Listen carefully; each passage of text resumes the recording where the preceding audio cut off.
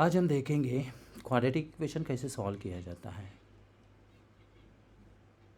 Quadratic equations, okay. So ax square plus bx plus c is equals to 0, ये standard form होता है quadratic equation का। ax square plus bx plus c is equals to 0। Quadratic equation चार अलग अलग type होते हैं, वो उसके साइन के ऊपर डिपेंड करता है। जो कि फर्स्ट है ax square plus bx plus c is equals to 0। Second ax square minus bx plus c is equals to 0. The third type is ax square minus bx minus c is equals to 0. And the fourth is ax square plus bx minus c is equals to 0. देखो ax square plus B X plus C is equals to 0, इसमें सभी terms के sign जो है वो positive है, तो obviously यहाँ जो हम फैक्टर्स में लेंगे तो दोनों भी पॉजिटिव ही होंगे। याद रखो, दोनों भी पॉजिटिव होंगे। सेकेंड टाइप में देखो X square minus B X plus C है, जो कांस्टेंट टर्म का साइन होता है उसके ऊपर फैक्टर्स के एडिशन या सब्ट्रैक्शन ली जाती है।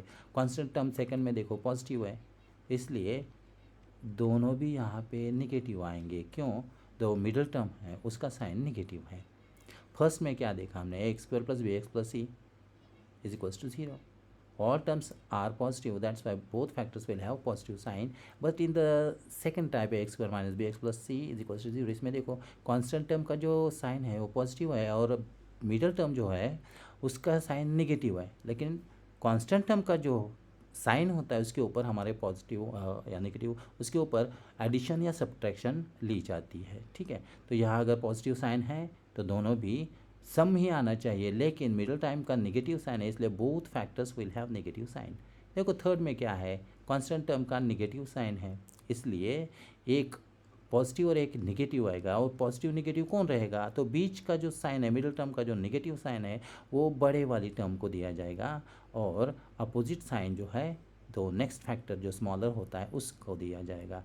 और लास्ट जो फोर्थ है उसमें भी सेम है, लेकिन देखो एज कि कांस्टेंट टर्म का नेगेटिव साइन है तो ऑब्वियसली दोनों फैक्टर्स की सब्ट्रैक्शन मिडिल टर्म इतने आनी चाहिए, और मिडिल टर्म का जो साइन है वो पॉजिटिव है, इसलिए ग्रेटर फैक्टर जो भी मिलेगा हमें उसको पॉजिटिव और दूसरा जो स्मॉलर फैक्टर होगा उसका साइन नेगेटिव होगा। तो याद रखो, if all the terms are positive then both factors will have positive sign. In the second, if the constant term is positive and the middle term is negative, then both factors will have negative sign. In the third, look, third and fourth both are negative, means C, constant term is negative, but the sign depends upon the middle term. The greater sign will have the middle term sign. ठीक है, अब देखते हैं इसके examples क्या हैं। ठीक है, फर्स्ट देखते हैं, suppose X square plus 7x plus 12 is equals to 0, ऐसे एक क्वाड्रेटिक इक्वेशन दिया है।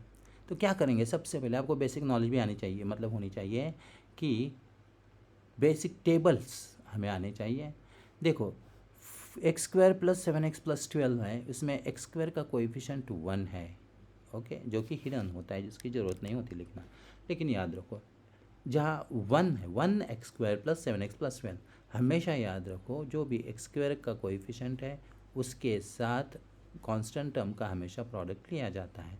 तो यहाँ 1 इंटू 12 कितना रहेगा, तो 12, तो मल्टीप्लिकेशन हमारा 12 आना चाहिए, और बीच की जो टर्म है मिडिल टर्म उसका कोएफिशिएंट है 7, तो सम है 7। तो ऐसे दो नंबर से हमें फाइंड आउट करना है जिसका प्रोडक्ट मल्टीप्लिकेशन हमें 12 आना चाहिए और जिसका सम 7 आना चाहिए। तो कौन से नंबर्स होंगे, 4 एंड 3।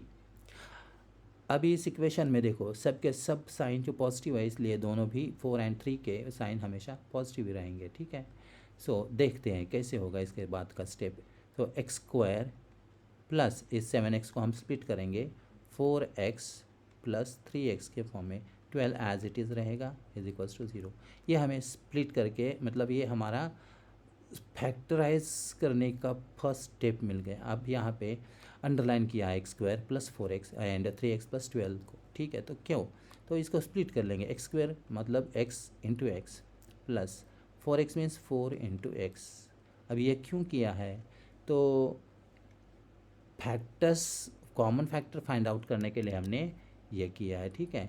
तो एक्स स्क्वायर को हमने एक्स प्लस एक्स के एक्स इंटू एक्स के फॉर्म में लिखा है और 4x को 4 इंटू एक्स में plus look 3x means 3 into X and 12 means 3 into 4 is equals to 0, right. अब कॉमन फैक्टर्स कौन से मिलेंगे, जहाँ अंडरलाइन किया है उनमें से, तो यहाँ देखो, यहाँ x है और यहाँ भी x है, तो x कॉमन मिलेगा तो बचेगा क्या, x प्लस 4। सेम वे यहाँ कौन कॉमन मिलता है हमें, 3, तो 3 into bracket x plus 4 is equals to 0, मतलब कि यहाँ पे हमने कॉमन लिया। अब फैक्टर्स मिलेंगे हमें, देखो यहाँ पे x प्लस 4 और यहाँ भी x प्लस 4 है, तो ये फर्स्ट फैक्टर हमें मिल गया, x प्लस 4 उसमें से x प्लस 4 लिया। अब बचा क्या यहाँ पे, तो यहाँ पे x और यहाँ पे 3 है, दोनों में x प्लस 3, ये सेकंड फैक्टर्स मिल गए। अब ये हो गया फैक्टराइजेशन, मतलब x plus 4 into X plus 3 is equal to these are the factors. And now for the solution, as x plus 4 is equals to 0 or x plus 3 is equals to 0, that means x is equals to minus 4 or x is equals to minus 3, and this is our final solution. Okay.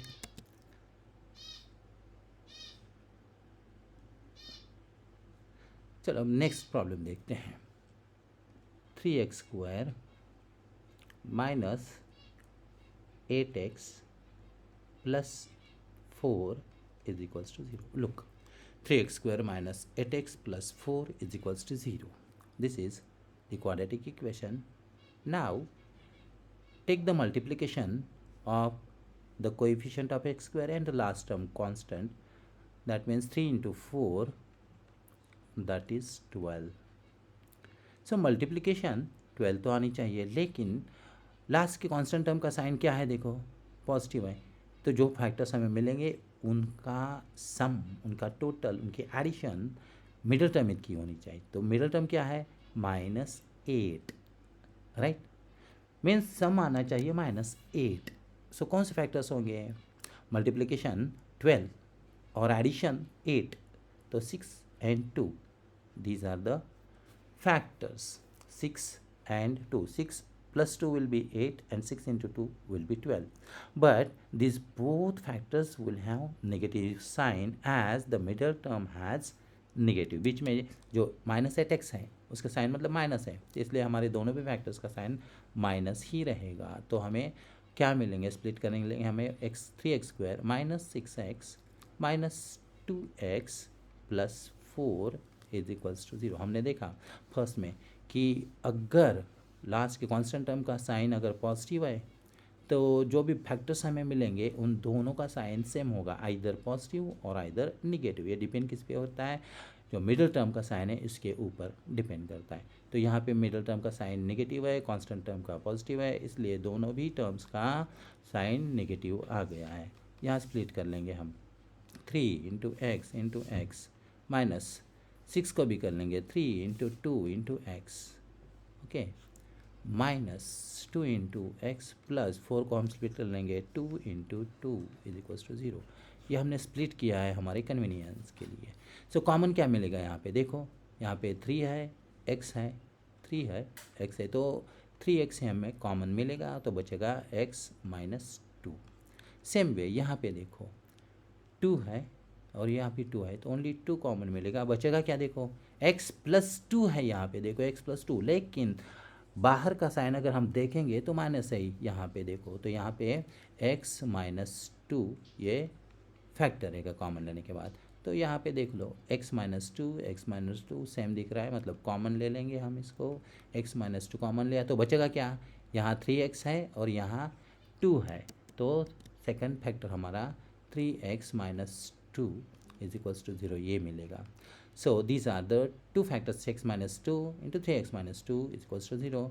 Now x minus 2 is equals to 0 और 3x minus 2 is equals to 0। That means the final answer will be x is equals to 2 or x is equals to, look at this.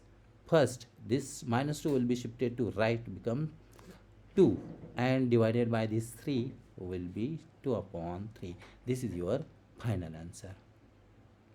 X is equals to 2 and or x is equals to 2 by 3. अब next देखते हैं, last term जो होगी constant हमारी, उसका अगर sign negative है तो क्या किया जाएगा. सो देखते हैं, x square plus 4x minus 12 is equals to 0. Look at this, x square plus 4x minus 12 is equals to 0. Simple है.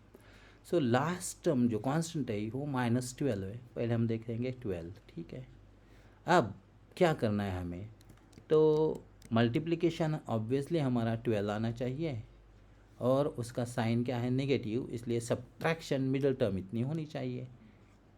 तो middle term is 4x, so coefficient is 4, so subtraction 4 and product 12. तो ऐसे कौन से factors होंगे, तो 6 and 2, 6 2s are 12 and 6 minus 2 will be 4. अब यहाँ पे हमें देखना है कि साइन क्या देना है, 6 को क्या साइन आएगा और 2 को क्या साइन आएगा. तो देखो हमने क्या देखा यहाँ पे, लास्ट देखो, X square plus B X minus C is equals to 0.